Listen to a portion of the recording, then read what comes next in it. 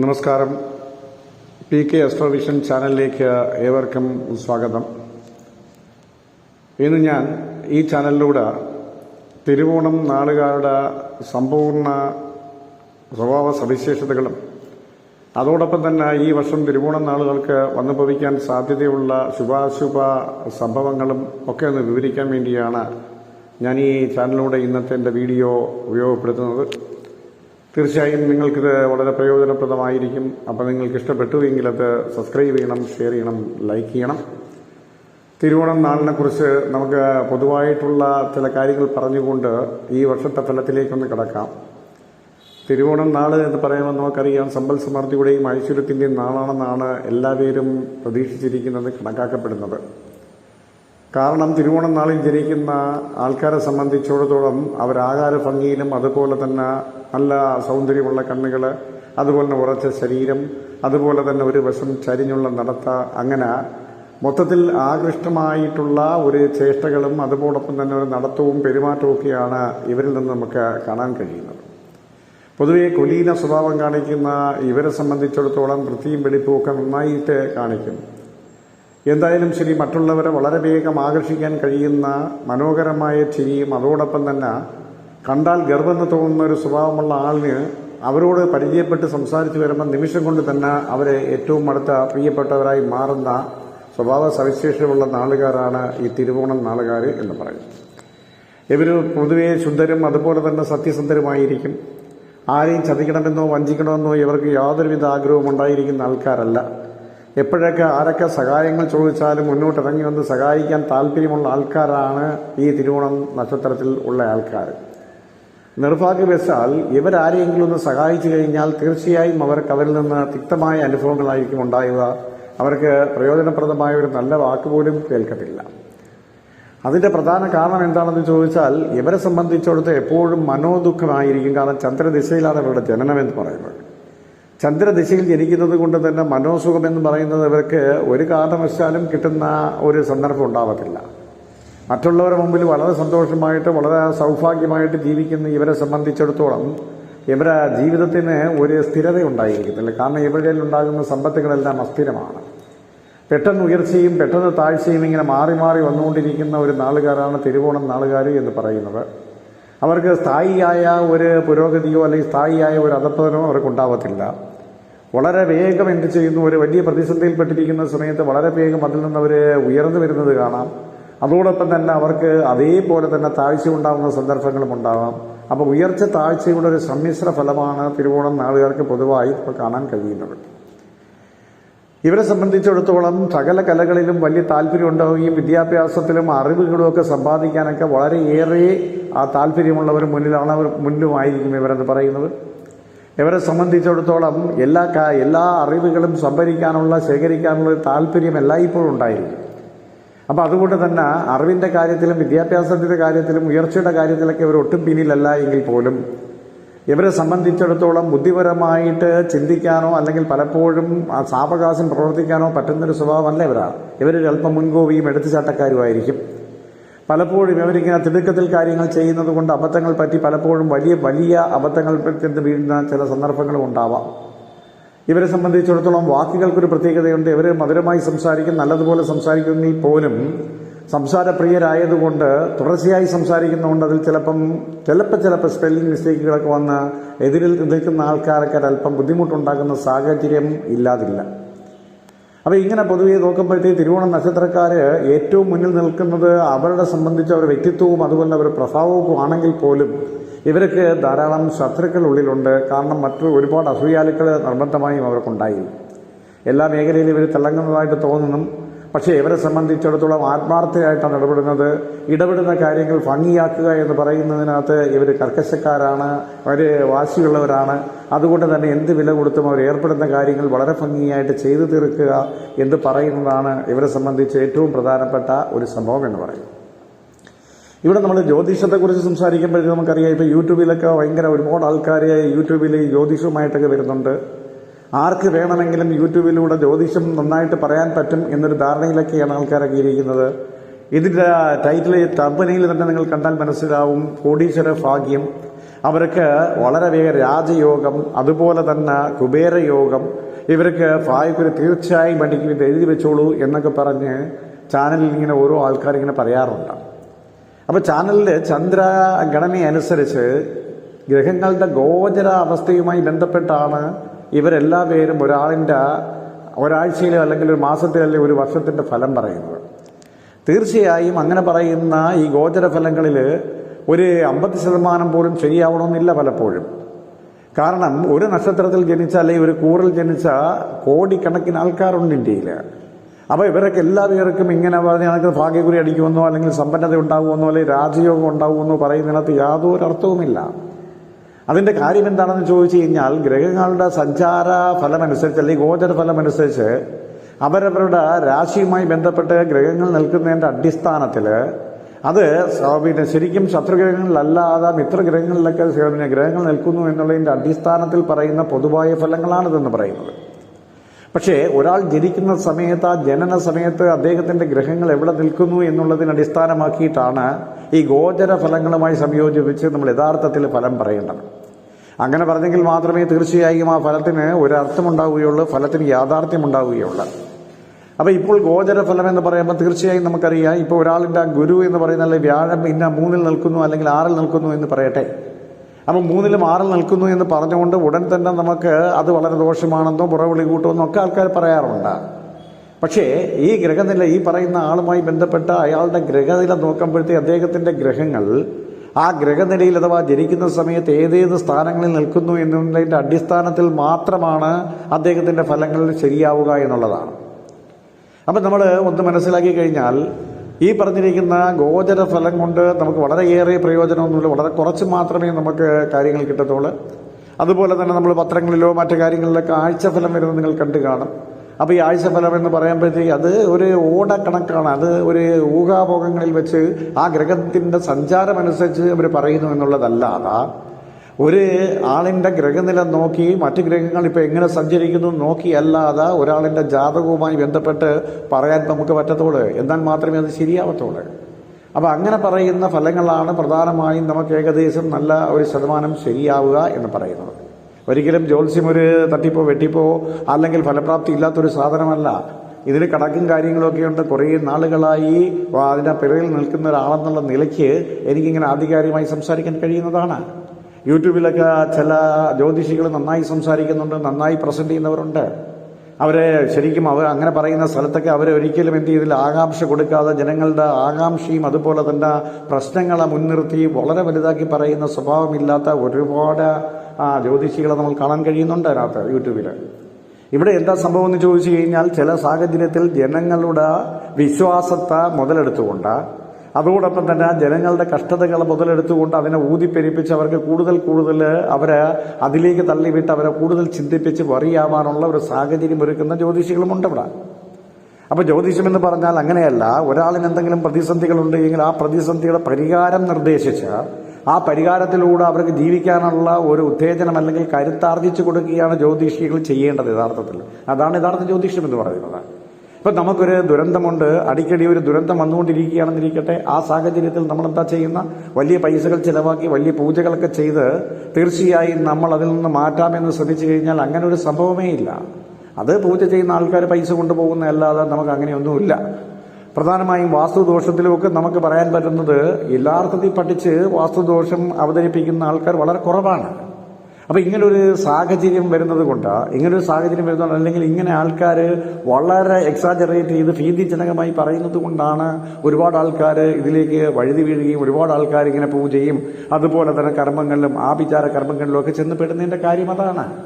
അപ്പോൾ ജ്യോതിഷികളെന്ന് പറയുമ്പോഴത്തേക്ക് അവർ ജ്ഞാനികളാവണം, അവർ കറക്റ്റായിട്ട് വേണം ആൾക്കാരെ ഗൈഡ് ചെയ്യാൻ, അല്ലാതെ വേറെ കാര്യമൊന്നുമില്ല. ഇപ്പോൾ ഉദാഹരണത്തിന് ഒരാൾ വന്നു അദ്ദേഹത്തിൻ്റെ പ്രശ്നങ്ങൾ തീരാൻ നിങ്ങളിങ്ങനെ വളരെ വലിയ ഒരു പൂജ ചെയ്യണമെന്നോ അതല്ല എങ്കിൽ ആഭിചാര ക്രിയകൾ ചെയ്യണമെന്നോ പറഞ്ഞ് വലിയ കാശുകളുണ്ടാക്കി കാശ് തട്ടിയെടുത്ത് അവരെ പിന്നെ ജീവിതത്തിൻ്റെ ഒരു വല്ലാത്ത നിലയിലേക്ക് കൊണ്ടെത്തിക്കുന്ന ജ്യോതിഷികൾ ഒരുപാടുണ്ട്. അപ്പം അങ്ങനെയുള്ള ജ്യോതിഷം എന്നല്ല യഥാർത്ഥത്തിൽ ജ്യോതിഷം എന്ന് പറയുന്നത്. ജ്യോതിഷികൾ എന്ന് പറഞ്ഞാൽ, യഥാർത്ഥ ജ്യോതിഷം എന്ന് പറഞ്ഞാൽ ജ്ഞാനികളായിട്ടുള്ള ജ്യോതിഷന്മാർ എന്ന് പറയുന്നത് തീർച്ചയായും ഒരു പ്രശ്ന പരിഹാരത്തിന് ഒരാൾ വരുമ്പോൾ അദ്ദേഹത്തിന്റെ ഗ്രഹനിലയുമായി ബന്ധപ്പെടുത്തി ഗോചര ഫലങ്ങളുമായി ബന്ധപ്പെടുത്തി അദ്ദേഹത്തിന്റെ ഇപ്പോഴത്തെ നില വ്യക്തമായി പറയുകയും അതിൽ നിന്ന് അദ്ദേഹത്തിന് മാനസികമായി ജീവിക്കാനുള്ള ധൈര്യം ഉൾക്കൊള്ളാനുള്ള ഒരു പ്രാപ്തി ഉണ്ടാക്കി കൊടുക്കുകയും ചെയ്യേണ്ടതാണ് ഒരു ജ്യോതിഷി ചെയ്യുന്ന ഏറ്റവും വലിയ ജ്യോത്സ്യം എന്ന് പറയുന്നത്.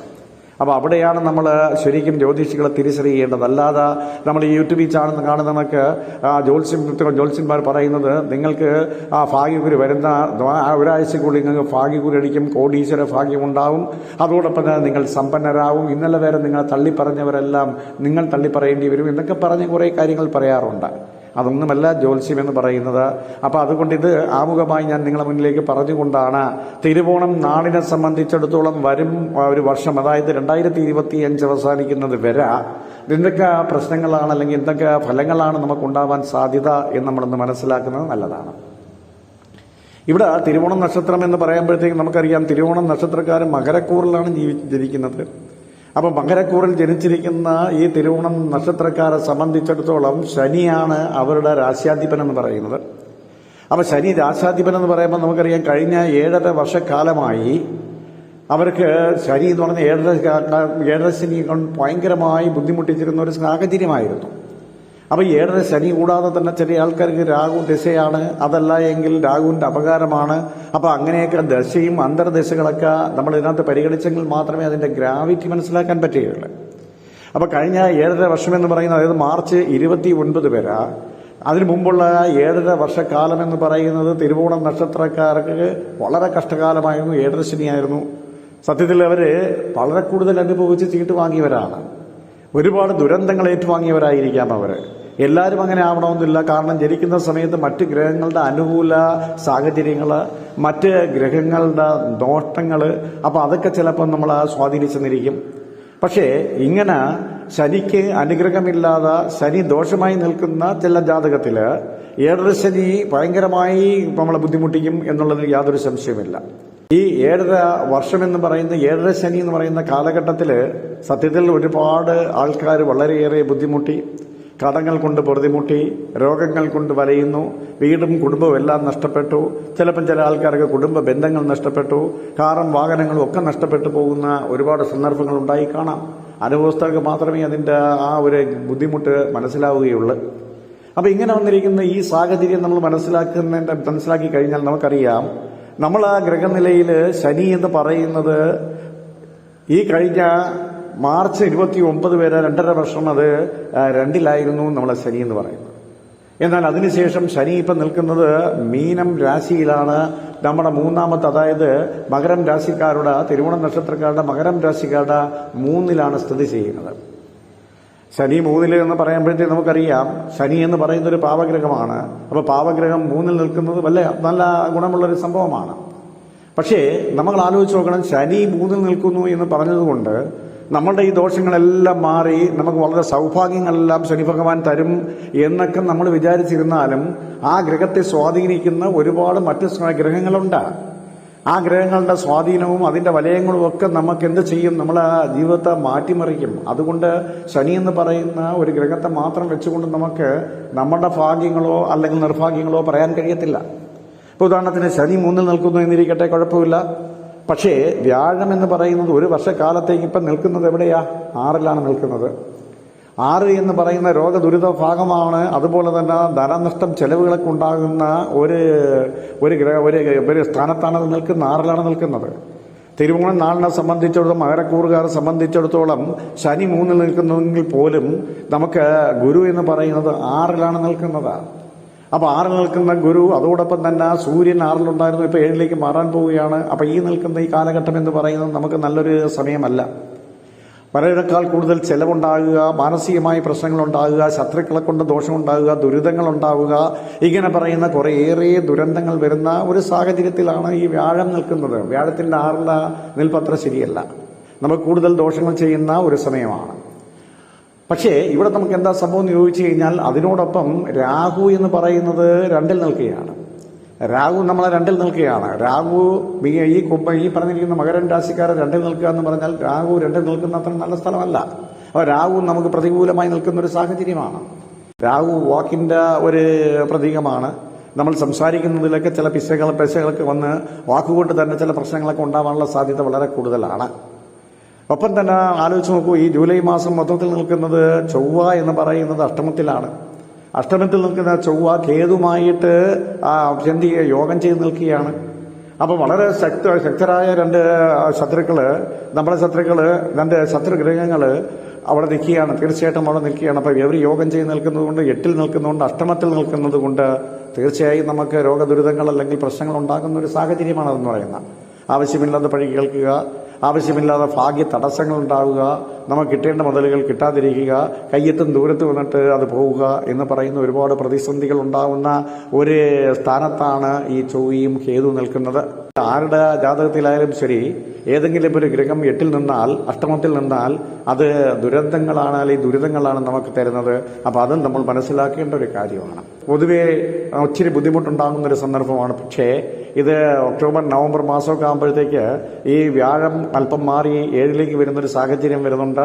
വക്രദിശയിലേക്ക് വരുന്നൊരു സമയം വരുന്നുണ്ട്. ആ സമയത്തൊക്കെ ചിലപ്പോൾ നമുക്ക് കുറച്ചുകൂടെ ഗുണം കിട്ടുന്ന ഒരു സാഹചര്യമാണ്.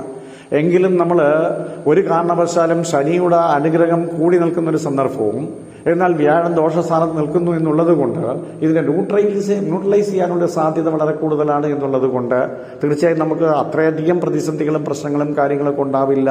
മാത്രവുമല്ല, പൂർണ്ണമായും കടം വീട്ടി തീരാനോ അല്ലെങ്കിൽ കടത്തിൽ നിന്നൊരു മോചനം ഉണ്ടാവാനോ അല്ലെങ്കിൽ നമുക്ക് വരുന്ന പൈസ മാക്സിമം സേവ് ചെയ്യാനോ ഒന്നും പറ്റുന്നൊരു സാഹചര്യത്തിലല്ല എന്നുള്ളത് സത്യസന്ധമായി നമ്മൾ പറയേണ്ടിയിരിക്കുന്നു. അപ്പോൾ പൊതുവെ തിരുവോണനാളിനെ സംബന്ധിച്ചിടത്തോളം 2025 എന്ന് പറയുന്നത് ഒരു അല്പം പ്രതിസന്ധിയും കാര്യങ്ങളൊക്കെ കൂടെ ഉള്ളൊരു സമയമാണ്. പക്ഷേ ഒക്ടോബർ നവംബറൊക്കെ ആവുന്ന സമയത്ത് ഇതിന് നല്ല മാറ്റങ്ങൾ വരികയും അതോടുകൂടി നമുക്ക് ഏകദേശം ഒരു ധാരണ വരികയും ചെയ്യും. എന്നാൽ അടുത്ത മെയ് മാസം ആകുമ്പോഴത്തേക്ക് വ്യാഴം യഥാർത്ഥത്തിൽ അത് 7-ലേക്ക് പോകുന്നു.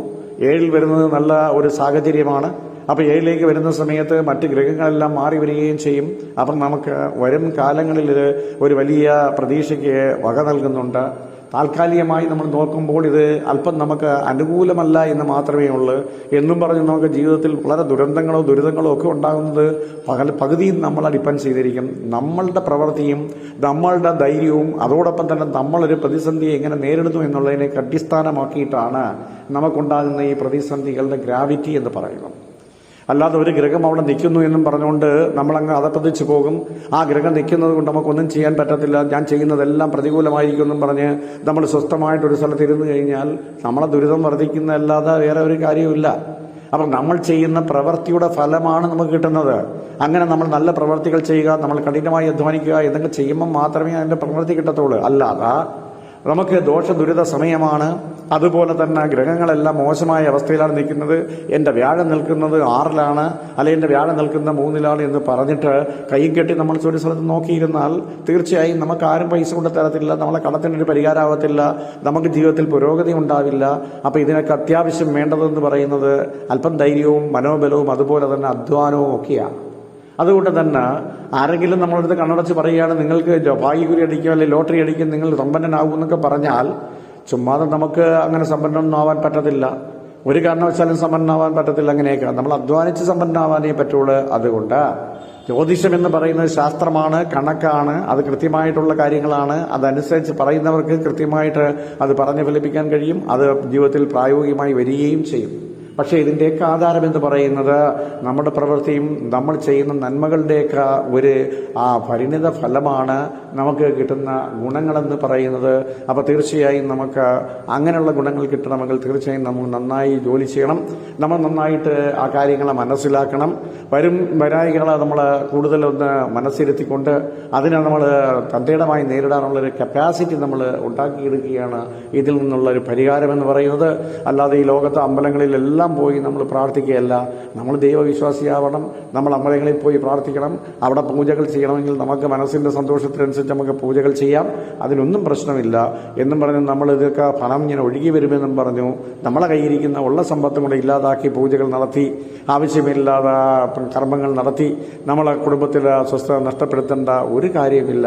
അതുകൊണ്ട് ഈ തിരുവോണം നാളിനെ സംബന്ധിച്ചിടത്തോളം താൽക്കാലികമായ ചില പ്രശ്നങ്ങൾ മാത്രമേ ഉള്ളൂ എങ്കിലും നമ്മൾക്ക് അതിനെ നേരിടാനുള്ള ഒരു കരുത്ത് നമ്മുടെ ഈ പറഞ്ഞിരിക്കുന്ന ഗ്രഹനിലയിൽ, ഇപ്പോഴത്തെ ഗ്രഹനിലയിൽ തീർച്ചയായിട്ടും ഉണ്ടാവും. അപ്പോൾ നിങ്ങൾക്കെല്ലാം നല്ലത് വരട്ടെ എന്ന് ഞാൻ പ്രാർത്ഥിക്കുകയാണ്. നന്ദി.